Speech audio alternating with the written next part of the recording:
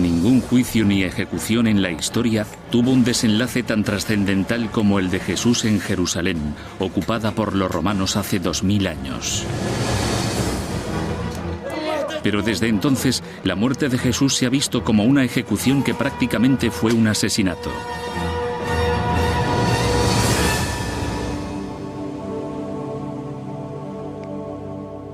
Las pruebas históricas sugieren que hay 3 sospechosos principales.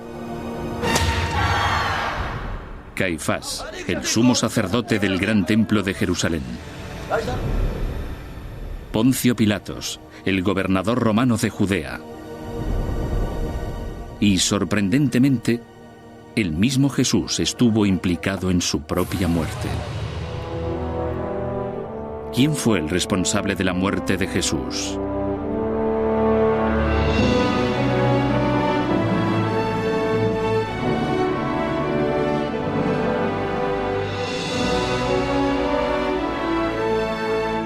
Misterios de la Biblia. ¿Quién mató a Jesús?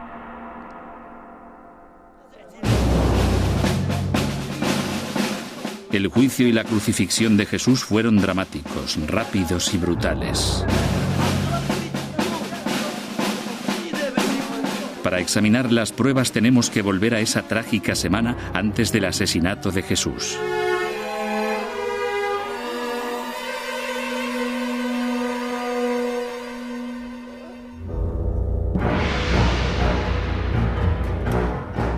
Jerusalén, año 30 después de Cristo.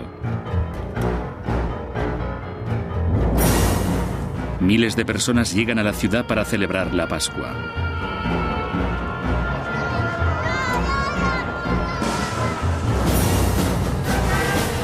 Jesús, un rebelde de Galilea, está teniendo un gran impacto. Entra a la ciudad montado en un burro cumpliendo antiguas profecías sobre la llegada del Mesías. Al día siguiente, en el gran templo, Jesús ataca a los comerciantes por contaminar ese lugar sagrado.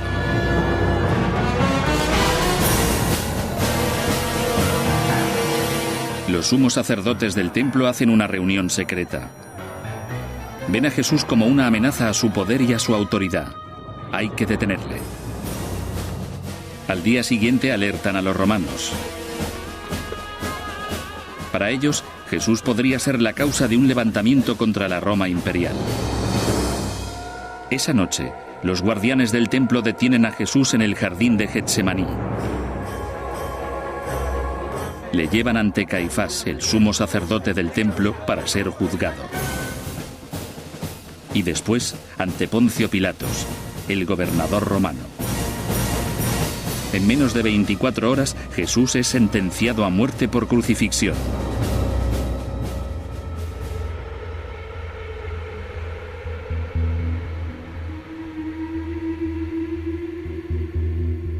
Hay 3 sospechosos importantes y hay muchas pruebas contra los 3. El sospechoso número 1 es Caifás, sumo sacerdote del templo de Jerusalén. Sus huellas están por todas partes y tenía buenas razones para desear la muerte de Jesús.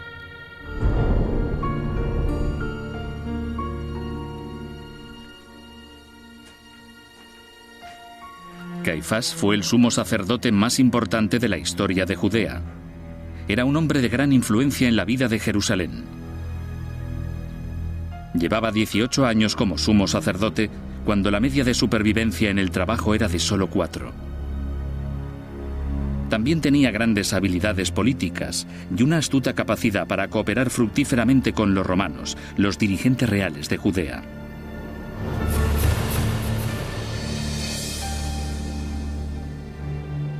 Para Helen Bonn, Caifás es una figura enigmática. Investiga su vida y ha estudiado la estructura de poder de los sumos sacerdotes del Templo de Jerusalén y sus relaciones con los romanos. Caifás es un rico aristócrata de Jerusalén. Proviene de una buena familia sacerdotal y está bien relacionado. Tiene mucho prestigio en Jerusalén gracias a su posición. Es el sumo sacerdote del Templo de Jerusalén. Eso le sitúa en la cima de la sociedad de Judea. Aunque Judea estaba controlada por los romanos, las leyes civiles y religiosas estaban en manos del Sanedrín, el Consejo Supremo de los Judíos. Tenía 71 miembros, la mayoría de ellos grandes sacerdotes, y estaba presidido por el sumo sacerdote Caifás. La manera de funcionar del sistema era que los romanos escogían un gobernador y el gobernador escogía al sumo sacerdote. En este caso, Caifás y Pilatos parece que tenían una excelente relación. El sumo sacerdote, Caifás, y los otros sumos sacerdotes dependían totalmente de la aprobación romana, y para tener la aprobación romana debían mantener el orden en la sociedad. La posición y el poder era lo que Caifás y todos los grandes sacerdotes podían perder si la gente empezaba a seguir a Jesús. Eso podía conducir a malestar e incluso revolución en Judea. Y también podían perder algo más concreto.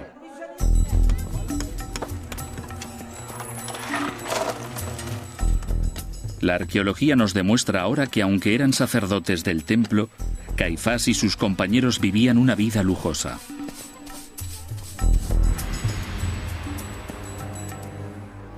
James Strange pasa gran parte de su vida profesional estudiando las pruebas que tenemos hoy de los acontecimientos descritos en el Nuevo Testamento. Cree que hay muchas señales arqueológicas que indican que Caifás y los grandes sacerdotes de Jerusalén vivían con bastante comodidad en la mejor parte de la ciudad. Las casas que se han excavado y han sido de más ayuda se encontraron en la ciudad vieja de Jerusalén, en el barrio judío. Se encontraron bajo casas modernas en ruinas que se estaban renovando.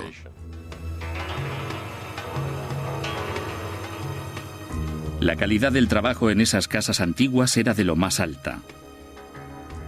La gente que vivía aquí tenía dinero. Los interiores estaban decorados ricamente con suelos de mosaico, techos pintados y muebles elegantes. Todo esto se suma para sugerir algo sobre su estilo de vida. Tenían mucho espacio, vivían en salones grandes, mucho más grandes de lo que se espera encontrar en casas antiguas.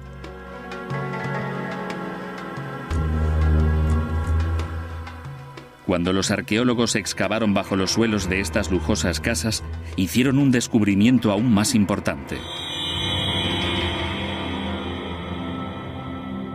Desenterraron un baño ritual. Para los judíos era importante usar un baño ritual para purificarse antes de cualquier acto de adoración. Pero estas casas tenían tantos baños rituales que solo podían haber pertenecido a los sumos sacerdotes. Este descubrimiento fue una pista sobre otra cosa que Caifás podía perder: unos ingresos lucrativos. Según la ley judía, la mayoría de la gente que llegaba a Jerusalén en Pascua iba a estar sucia. Eso significaba que si en el pasado reciente habías entrado en contacto con algo que creara impureza, como un cadáver, o si habías tenido relaciones con una mujer que menstruaba, se esperaba que te purificaras.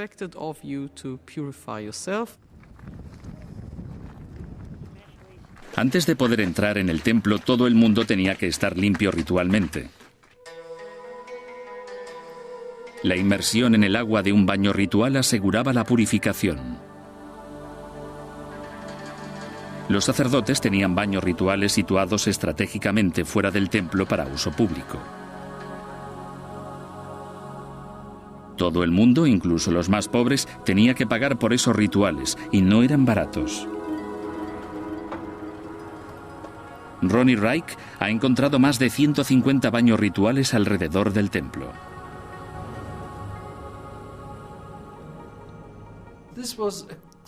Era una especie de manía, añadir cada vez más obligaciones.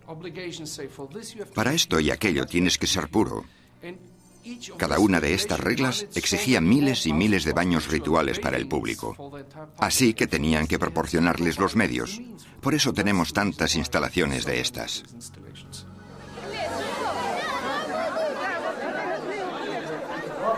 Los baños debieron generar unos ingresos considerables para los sacerdotes.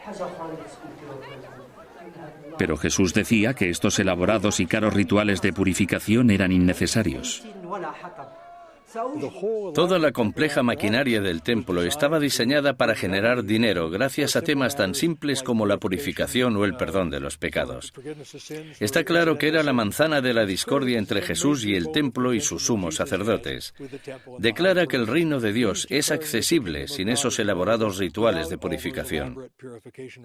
Abre el reino de Dios a los mendigos y a los pecadores, y a la gente que no puede pagar esos rituales, y se sacrifica para que la gente pueda recibir la bendición de Dios sin pagar el sistema del templo. Sin embargo, Jesús no solo atacaba el control de los sacerdotes sobre la economía, apostaba aún más alto ante los ojos de los judíos de todas partes. Desafiaba directamente la autoridad de Caifás.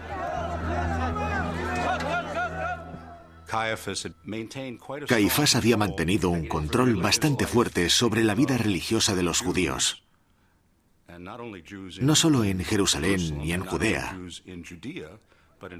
sino de la comunidad judía mundial de este periodo. Jesús no era el primer rebelde judío que se enfrentaba a Caifás. Pero esta vez Caifás tenía una buena razón para preocuparse. Jesús había escogido la semana más cambiante del año para lanzar su desafío, la Pascua, el festival anual más importante del calendario judío. Los peregrinos llegaban a Jerusalén de todas partes del mundo, algunos incluso desde Babilonia e Italia. Ante una multitud tan enorme, Caifás no podía permitir que le humillaran. Aunque no hay informes sobre la población de Jerusalén durante la Pascua, un dato esclarecedor es el número de corderos sacrificados. El historiador del siglo I, Josefo, dice que los sumos sacerdotes contaron durante la Pascua 255.600 corderos sacrificados y comidos durante la festividad. Calcula que un cordero alimentaba a 10 personas. Así que la cantidad de personas en Jerusalén durante esa semana podría haber llegado a ser de 2,5 millones. Cualquier ataque a la autoridad de Caifás sería devastador. Los grandes sacerdotes y Caifás debían estar muy alarmados por Jesús. Cualquier predicador que fuera a Jerusalén durante la concurrida Pascua era una amenaza en potencia. Creo que, por un lado, les preocuparía su autoridad, el hecho de que estuviera ganando muchos seguidores entre la gente, el hecho de que la gente escuchara a Jesús en lugar de escucharles a ellos. Pero creo que quizás sea más importante su preocupación por lo que Jesús podía hacerle al templo. ¿Y si Jesús iniciaba alguna revuelta o algunos disturbios en el templo? Es probable que Caifás y los sumos sacerdotes ya conocieran a Jesús. No había muchas cosas que se les escaparan en la ciudad sagrada. Durante la Pascua seguirían cada uno de sus movimientos. Era una situación explosiva por lo que iba a suceder.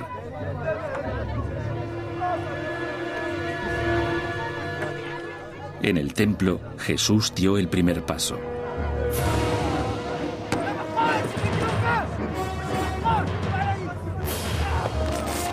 Acusó a los comerciantes y a los vendedores de palomas expiatorias de extorsión y de convertir el templo en una guarida de ladrones.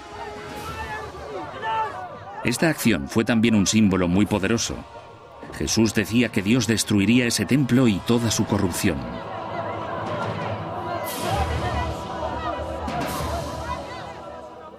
Los sumos sacerdotes se sentirían muy alarmados al ver esta manifestación y estos problemas en el patio del templo durante la Pascua. El templo era el lugar donde los sumos sacerdotes ejercían su dominio. Eran los sacrosantos sumos sacerdotes los que oficiaban los sacrificios en nombre de la gente, y para ellos la acción de Jesús habría sido sencillamente una blasfemia.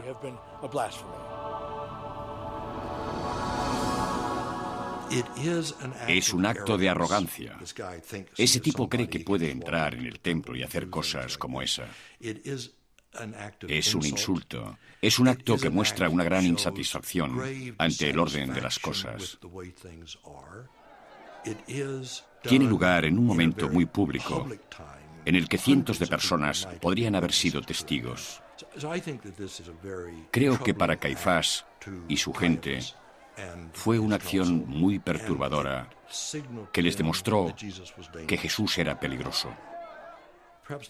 Quizás la mejor manera de describir ese peligro fuera la siguiente. Si es capaz de hacer eso, no sabemos qué más puede hacer. Ese hombre puede ser incontrolable. Pero, ¿qué hacer con un hombre que es incontrolable, que es carismático, que tiene seguidores? Detenerle.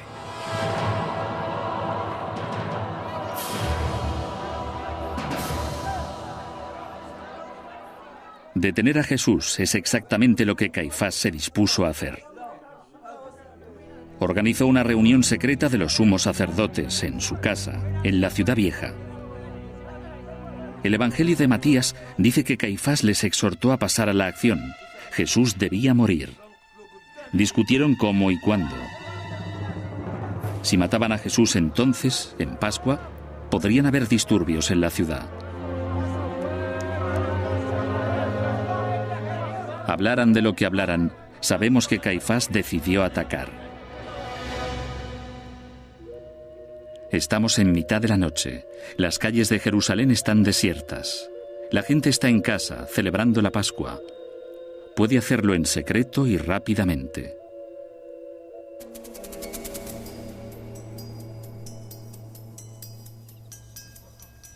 Tras su propia cena, Jesús reza mientras sus discípulos descansan en el jardín de Getsemaní en el Monte de los Olivos. Le interrumpe la llegada de un destacamento de guardias del templo.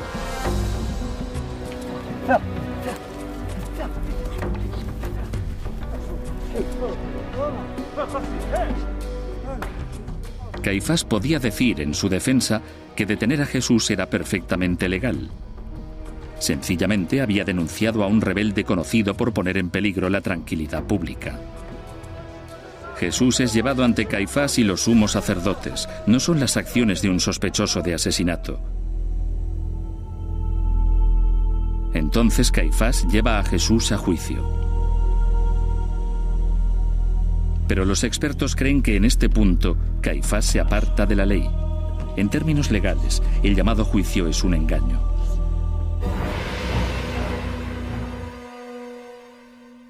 Todo el juicio judío contra Jesús, tal y como se describe en los Evangelios, es una total parodia de la justicia. Sabemos algunas cosas sobre los juicios judíos de la época por escritos judíos posteriores, conocidos como la Mishnah, y nos dan una idea bastante amplia de cómo se debían dirigir los juicios, y casi todo es ilegal en el juicio de Jesús. Tiene lugar por la noche, lo que era ilegal. No tiene lugar en la habitual cámara del consejo, sino en la casa del sumo sacerdote. Tiene lugar en un día de fiesta, lo que tampoco estaba permitido. Las únicas fuentes por las que sabemos lo que sucedió durante el juicio de Jesús son los 4 evangelios. Varían, pero refuerzan la sospecha de que lo que pasó esa noche no estuvo totalmente en regla. Caifás fue tanto el juez principal como el abogado acusador. Ese fue el papel que asumió la persona que convocó el tribunal. Y los jueces estaban para proporcionarle una tapadera para que se pudiera decir, bueno, fue un juicio justo. Así que montó un furtivo juicio nocturno con aquellos aliados a los que quiso llamar. Caifás creía que tenía pruebas contra Jesús porque había amenazado con destruir el templo. Una ofensa contra Dios y una traición contra el Estado. Jesús sería acusado de blasfemia y sedición. El problema era que necesitaba testigos. La Biblia dice que Caifás presentó testigos que declararon haber oído a Jesús diciendo que destruiría el templo. Según la ley judía, al menos 2 testigos de sexo masculino tenían que estar de acuerdo, prácticamente palabra por palabra. Pero los testigos se contradijeron el uno al otro y se contradijeron a sí mismos. En medio de la confusión, les mandaron retirarse. La acusación de sedición no había salido bien. Caifás tenía un problema. Su problema era sencillo. Quiero que muera. Los testigos no han funcionado. Le teníamos. Amenazó con destruir el templo. Eso fue lo que hizo. Eso y darle la vuelta a la tortilla. Eso hizo. Eso le convierte en un hombre importante. Por eso tenemos que deshacernos de él. Diga lo que diga, diré que merece la muerte. Y convocar un juicio y llevar a cabo todo ese fingimiento le proporcionaba una tapadera legal. Se hizo un juicio, podría decir más tarde. No ejecuté a nadie arbitrariamente. Los testigos no funcionaron, así que Caifás tuvo que cambiar de táctica. Si podía provocar a Jesús para que dijera algo blasfemo, podría acusarle de violar la ley judía. Le preguntó a Jesús a bocajarro: ¿eres el Hijo de Dios? ¿El Hijo del Bendito? ¿Eres el Mesías? Aquí los evangelios varían un poco, y solo en el relato de Marcos Jesús contesta que sí. Caifás proclamó que Jesús había blasfemado. Los demás miembros de su tribunal estuvieron de acuerdo. El castigo por ello era la muerte. Creo que no importaba lo que Jesús contestara exactamente. Caifás, cuando decidió detenerle, decidió ejecutarle. Los cargos contra Caifás parecen incontestables. Detiene a Jesús, lo juzga ante un tribunal falso y le condena por un delito religioso.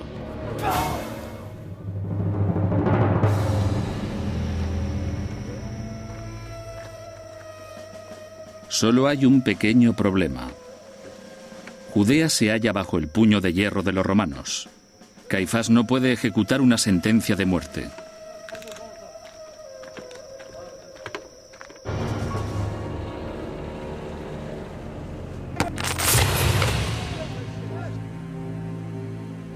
Así que Caifás tenía el motivo, pero no el poder. Al final, no importa lo mucho que quisiera ver muerto a Jesús, no podía hacerlo. Las pruebas contra Caifás son muy claras.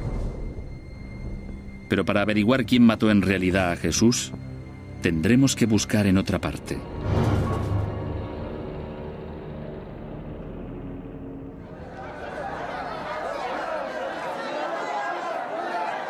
Judea, en tiempos de Jesús, es una provincia judía gobernada por el Imperio Romano. Todo el poder, incluyendo el poder sobre la vida y la muerte, está en manos de un hombre, el gobernador romano Poncio Pilatos. Pilatos tiene 6.000 tropas a su mando. Un poco más lejos, en Siria, 30.000 soldados más están de guardia preparados para apoyarle. Roma dirigía Judea desde hacía solo 25 años en la época de Jesús, así que el control aún era bastante tenue e incierto. Por lo que la principal tarea de Pilatos era asegurarse de que en Judea se mantenían la ley y el orden. Si hay un sospechoso evidente en esta investigación, es Poncio Pilatos. Pilatos fue el hombre que mandó que Jesús fuese crucificado. Tiene que ser el principal sospechoso. En la Biblia, Pilatos parece ser inocente en la muerte de Jesús. Pero puede que esa no sea toda la verdad. De hecho, todas las pruebas no bíblicas representan a un hombre muy diferente. Según el historiador Filón, que escribió durante esa época, Pilatos era calculador, cruel y a menudo brutal. También sentía una intensa antipatía hacia los judíos. Tanto es así que instaló su cuartel general aquí, en la ciudad de Cesarea, en la costa mediterránea, y no en la capital judía, Jerusalén. Cesarea estaba a unos 100 kilómetros de Jerusalén, un viaje de 2 días y medio. Poncio Pilatos parece haber sido un hombre arrogante, descarado y particularmente insensible en su trato con los judíos. Probablemente sentía el típico desdén romano por cualquier otra cultura y debía pensar que no estaban tan civilizados como los propios romanos. Pero Pilatos no podía evitar su visita anual a Jerusalén por Pascua. Como gobernador romano de Judea, asistir al festival más importante del calendario judío era parte de sus deberes oficiales. Para hacer más soportable el viaje, Pilatos se llevaba consigo a su mujer. Aún así, tenía muchas cosas en las que pensar. Pilatos habría estado particularmente preocupado por el mantenimiento de la ley y el orden durante la Pascua. Era una importante festividad que conmemoraba la época en que los israelitas salieron de Egipto y entraron en la tierra sagrada, traídos por Dios, deshaciéndose de la opresión extranjera. Y por eso era normal que durante la Pascua la gente empezara a pensar en los señores romanos, que empezara a pensar acerca de la nacionalidad. Pensaban en opresores extranjeros, y no era un accidente que casi todos los disturbios del siglo I, de los que tenemos constancia, tuvieran lugar durante la Pascua. Así que si iba a haber una revuelta judía, con mucha seguridad iba a tener lugar aquí, en Jerusalén, probablemente en el templo, y si algo amenazaba con alterar la paz, Pilatos acabaría con ello enseguida. Pilatos tenía una gran red de espías e informadores por toda la ciudad. Debía saber cosas sobre Jesús y sobre los seguidores que iba ganando, y sobre algún incidente en el templo. Y entonces debía saber que Caifás había celebrado un juicio la noche anterior con una sentencia de muerte. El amanecer del día siguiente al juicio. Caifás envió a Jesús a presentarse ante Pilatos, porque solo el gobernador romano podía cumplir una sentencia de muerte. Pilatos era conocido por haber ejecutado a prisioneros sin siquiera un juicio. Pero pocas cosas podrían haberle preparado para el extraño caso de Jesús de Nazaret.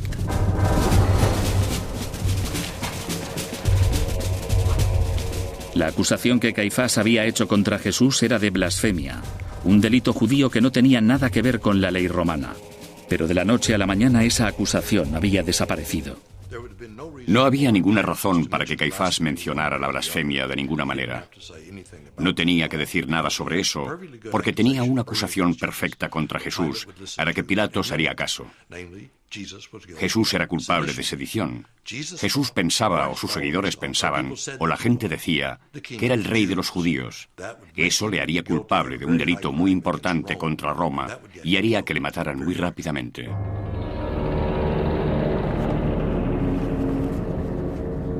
Eso era alarmante para Pilatos. La acusación tenía ahora un significado legal según la ley romana. Era una acusación de sedición y traición castigada con la muerte. Pilatos debía pasar a la acción y, por lo menos, concederle a Jesús una vista.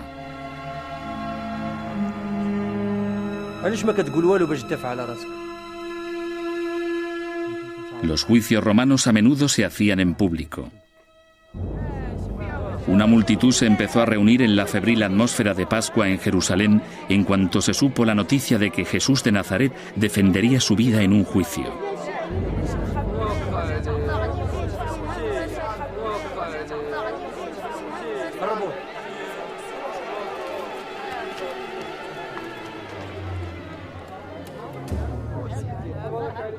Pilatos le preguntó a Jesús si se llamaba a sí mismo rey de los judíos. Jesús contestó poco o nada. Pilatos no encontró pruebas contra Jesús y dijo: «Este hombre es inocente». Llegados a ese punto, Pilatos podría haber desestimado los cargos, pero no había contado con un factor inesperado: la multitud. Su veredicto de inocencia la enfureció. Empezaron a gritar para que Jesús fuese crucificado. Es posible que la multitud fuese una turba espoleada con los sacerdotes mayores para presionar a Pilatos. Pilatos se enfrentaba ahora a un dilema. Si dejaba libre a Jesús, podía haber disturbios graves. Pero, ¿por qué iba a ejecutar a un hombre inocente? Pilatos estaba un poco entre la espada y la pared porque, por lo que sabemos de él, por los evangelios y por otras fuentes, como el historiador Josefo que escribió sobre él, deja claro que a Pilatos no le preocupaba ofender a la gente. Y de hecho, cuando miró a Jesús y leyó los informes que le habían dado sus oficiales, tuvo claro que Jesús no dirigía ninguna revolución militar. Así que Pilatos dijo: no encuentro ningún problema, no creo que sea culpable de esas acusaciones. Pilatos decidió entonces dar lo que creyó que era un golpe maestro. Había una amnistía de Pascua que permitía al gobernador romano liberar a un prisionero. Ofreció a la multitud escoger entre Jesús y Barrabás, que estaba encarcelado por asesinato.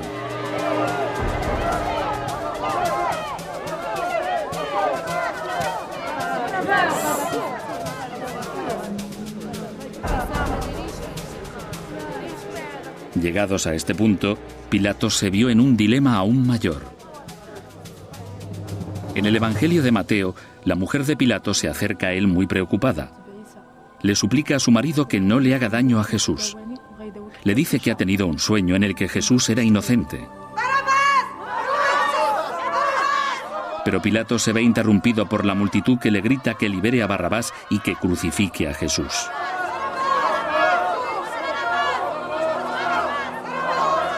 Sin poder tomar una decisión, Pilatos intenta hacer las dos cosas.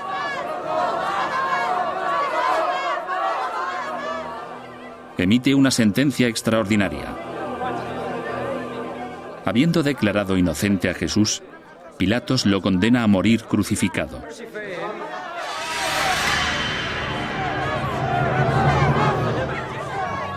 Esta acción basta para incriminar a Pilatos. Entonces Pilatos se lava las manos simbólicamente ante la multitud, diciéndoles que él es inocente de la muerte de ese hombre. Se llevan a Jesús para azotarle. Pero aun con todos sus intentos de lavarse las manos en ese asunto, el hecho de que Jesús fuera crucificado hace que Pilatos sea un claro sospechoso. En su defensa, Pilatos podía decir que era su deber como gobernador romano ejecutar a los rebeldes que amenazaban al Estado.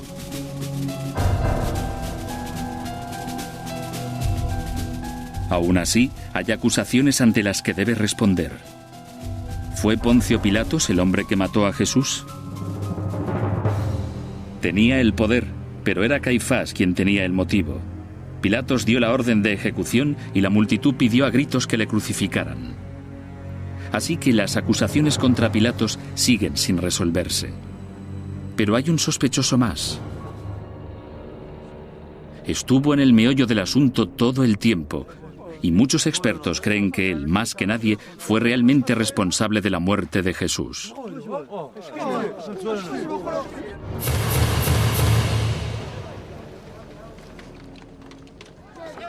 Para examinar las pruebas, iremos un poco más atrás, al inicio de la semana de Pascua.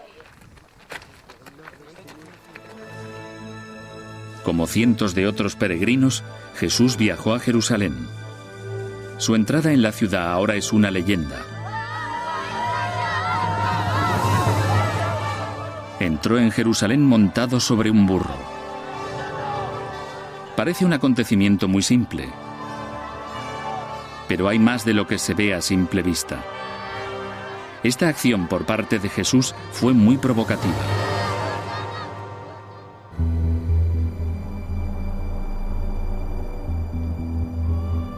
Desde la época de Moisés, las escrituras hebreas habían vaticinado la llegada de un gran Mesías, un líder poderoso, designado por Dios, que traería consigo una edad dorada perfecta, la derrota de todos los males y un nuevo reino de Dios en la tierra.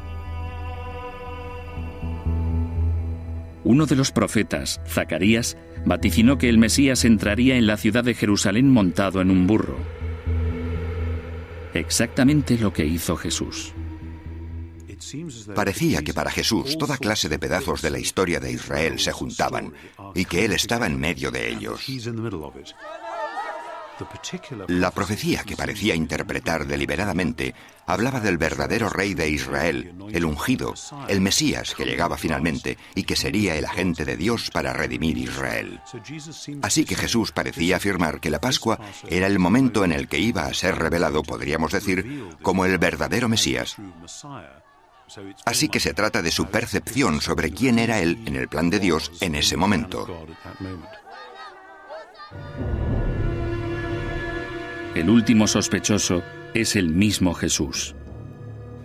Existe una cantidad considerable de pruebas que sugieren que sabía que todo lo que hacía estaba deliberadamente planeado y que sabía las consecuencias que tendrían sus actos.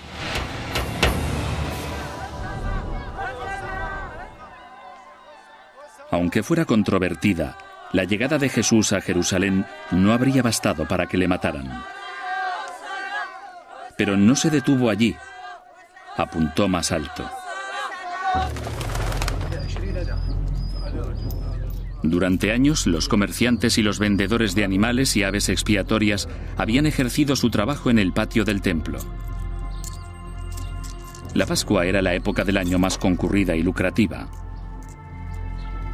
La gente también pagaba sus impuestos anuales que los judíos de todo el mundo pagaban al templo de Jerusalén.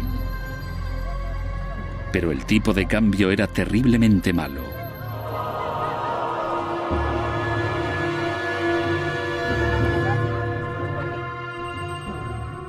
Jesús llevó a cabo su acción más provocativa al declarar que el templo era un lugar de oración y no una guarida de ladrones durante esa extraordinaria semana.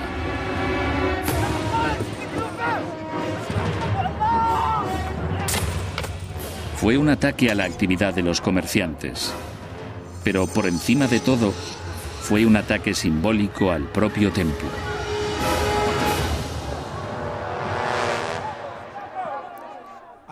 Creo que podemos estar seguros de que Jesús sabía el riesgo que corría, que sabía cuáles eran las consecuencias potenciales. Sabía lo que significaba proclamar la destrucción del templo y afirmar que se formaba un nuevo reino, el reino de Dios. Sabía que el riesgo era la detención, el juicio, la condena y la muerte.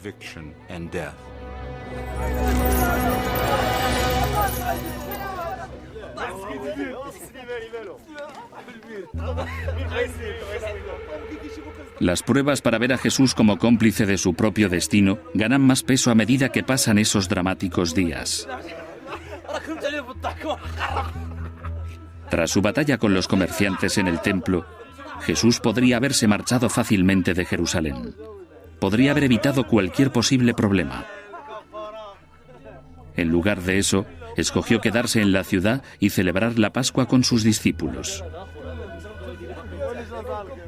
En la última cena hay señales claras que indican que Jesús sabía que su futuro podía estar ya sellado.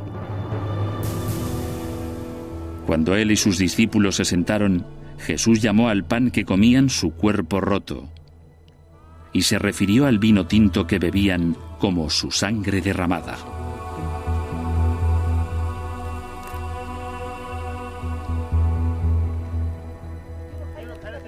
Jesús parecía estar pronosticando su propia muerte y parecía hacer todo lo posible por acercarse a ese final.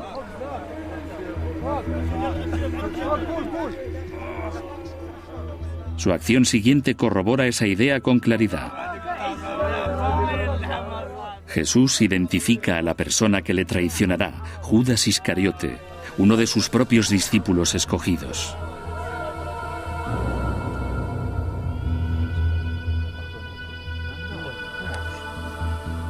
En uno de los evangelios, Jesús le dice a Judas: haz lo que tengas que hacer, pero hazlo rápido.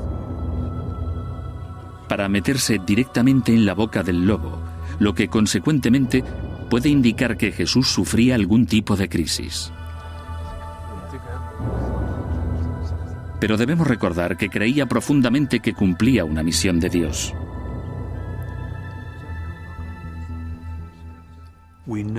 Sabemos por muchas partes del Evangelio que la propia familia de Jesús dijo que estaba loco. Sabemos que alguna de la gente que escuchaba sus enseñanzas dijo que estaba completamente chiflado. ¿Por qué molestarse en escucharle? Y cuando te están juzgando y puedes perder la vida por una visión que has tenido, por una vocación que tienes, debe volver a surgir la pregunta. Quizás hayas cometido un terrible error, y estoy seguro de que Jesús debe haberse enfrentado a esa cuestión una y otra vez durante su vida, y cada vez que se enfrentaba a ella, le daba la misma respuesta. No, puede parecer una locura, pero es lo que debo hacer. Esa noche hubo un último incidente que confirmó que Jesús era completamente consciente de lo que hacía. Tras la última cena, él y sus discípulos fueron al jardín de Getsemaní, fuera de las murallas de la ciudad. Los evangelios dicen que allí, por primera vez, Jesús empezó a tener dudas sobre su destino. Describen los acontecimientos como la agonía de Jesús.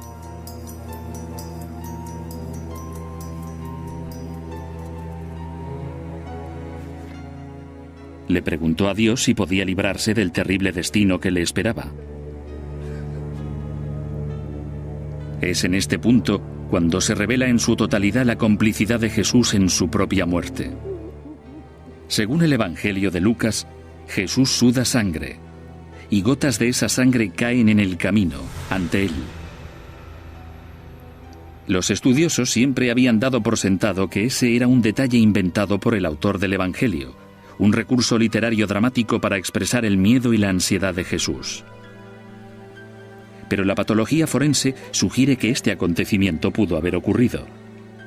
Eso nos daría las mejores pruebas de que Jesús sabía lo que le esperaba. Los médicos explican que cada una de las glándulas sudoríparas de nuestro cuerpo están regadas por capilares, pequeños vasos sanguíneos. Bajo una gran presión, los capilares pueden romperse y la sangre puede mezclarse con el sudor y convertirse en una mezcla de sudor y sangre. El nombre médico de esto es hematidrosis, sudor sanguinolento. Lees a Lucas y los Evangelios y descubres que Jesús sudó sangre. A mí no me sorprende, es decir, la relación entre mente y cuerpo se conoce desde hace mucho tiempo. Cuando estás sometido a muchas tensiones debes liberarlas de alguna manera, y eso fue una reacción muy extraña, pero estuvo estimulada por el estrés. Y la confrontación en el jardín, cuando te preparas para que te lleven a juicio, es un momento de máxima tensión que tiene que salir de una manera u otra, y salió de una extraña manera, sudando sangre.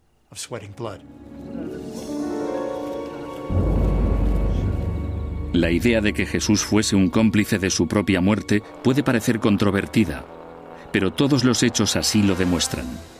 En muchas ocasiones, Jesús tuvo la oportunidad de abandonar Jerusalén. Pero siempre se opuso a escoger la huida más fácil. En ningún momento durante esa semana fatídica, Jesús intentó escapar.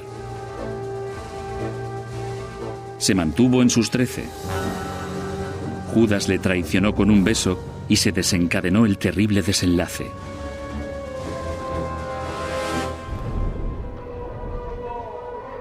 Todo lo que había hecho desde el primer día, a las puertas de Jerusalén, cada paso del camino, parecía ser el cumplimiento de un destino. Las acusaciones contra Jesús eran graves. Pero no importa lo mucho que se pusiera en peligro, no se quitó la vida, eso lo hicieron otros.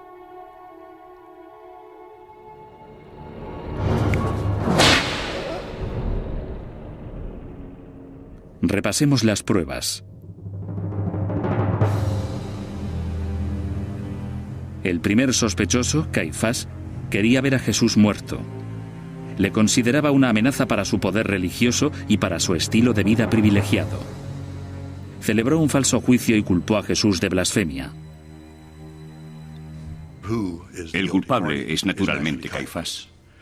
Y creo que es el hombre al que hay que señalar. Es el tipo que decidió. Este es el hombre que creo que realmente fue quien lo hizo. Pilatos puede haber jugado un papel inconsciente en este crimen. No vio ninguna amenaza en Jesús. Le declaró inocente. Pero Pilatos tenía el poder. Fue él quien ordenó la ejecución de Jesús. Claro que el que le acusó y le sentenció a muerte fue Pilatos, el gobernador romano. No hay discusión posible. Pilatos fue el responsable de ello.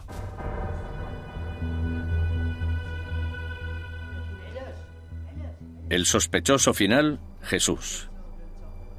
Sabía perfectamente lo que hacía y por qué. Provocó a Caifás deliberadamente con su comportamiento.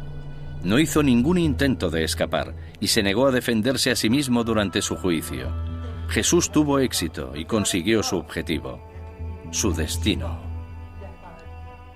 Creo que fue el propio Jesús el responsable de su crucifixión, porque creía apasionadamente que la voluntad de Dios era que muriera en la cruz.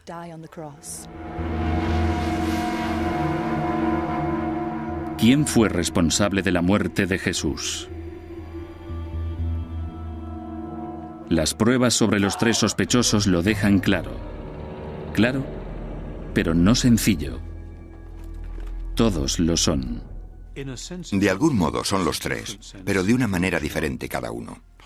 Pilatos es sin duda un hombre culpable. Tiene las manos manchadas de sangre y lo sabe. Caifás es sin duda un hombre culpable. Es un político astuto que envía a un hombre inocente a la muerte. Jesús, yo no diría que era culpable en ese sentido. Jesús fue fiel a su vocación, aunque le condujera a la muerte.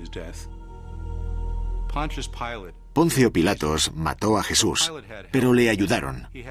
Caifás y los sacerdotes del templo le ayudaron acusando a Jesús. Caifás debía responder por eso. Y Jesús ayudó a Pilatos, corriendo el riesgo de proclamar su mensaje y sufriendo las consecuencias. Los romanos eran maestros de la crucifixión. La ejecución pública de Jesús debía ser una lección para todo Jerusalén. Según los evangelios, la madre de Jesús fue llevada allí para que viera morir a su hijo. Los discípulos habían huido, probablemente temiendo por su vida. Podían ser los siguientes.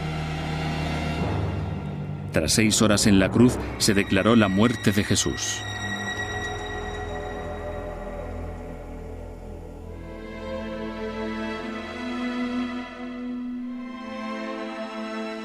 Un capítulo de la vida de Jesús había acabado, pero la historia no había hecho más que empezar.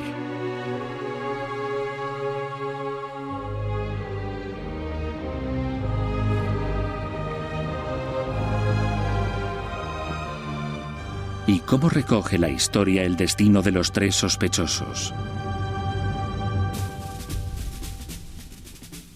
Pilatos fue llevado a Roma para ser juzgado por tratar brutalmente a los judíos. Pero el emperador Tiberio murió y Pilatos nunca fue llevado a juicio.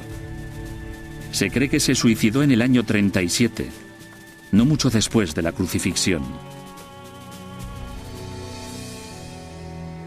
Caifás fue retirado de su puesto poco después de la muerte de Jesús y vivió tranquilamente en su granja cerca de Galilea. Está enterrado en Talpiot, en Jerusalén. Jesús siempre será una figura importante en la historia del mundo y en la fe religiosa.